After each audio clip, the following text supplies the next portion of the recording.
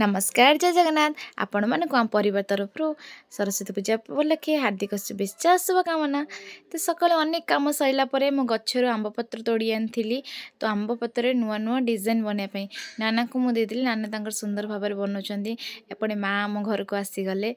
तो नाना बन सारापर दुआर बनते सुंदर भाव में सजाई के सुंदर देखा ये देखुना मो भाई केते लाज करुच्ची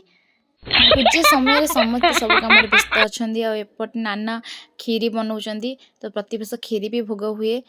ठाकुर माँ गति तो एपटे मु सुंदर शाढ़ी पिंधि सजबाज हो पूरा रेडी हो गली जिते सजाले कौन है पादर जब अलता न सुंदर देखा एपटे पुओ कहला मम्मी मत अलता लगे दे मु पुओ को भी लगेदेली एपटे नना आसा पूर्व पूरा मुर्जा पकईकि रेडी करदेली नना आसिले खाली पूजा करेंगे देखु देखु नना भी आसीगले नना पूजा करुँच देखो मो स्वामी कि केते सुंदर भाव रेडी होकर आसीगले पूजा बसियापाई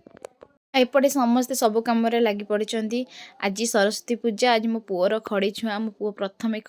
खड़ी छुईब आ लिख ब्रह्मा विष्णु महेश्वर मो पु भी जिद कला बापा भाया कपड़ा पिंधापी मो गामुछा रे पूरा रेडी करदेली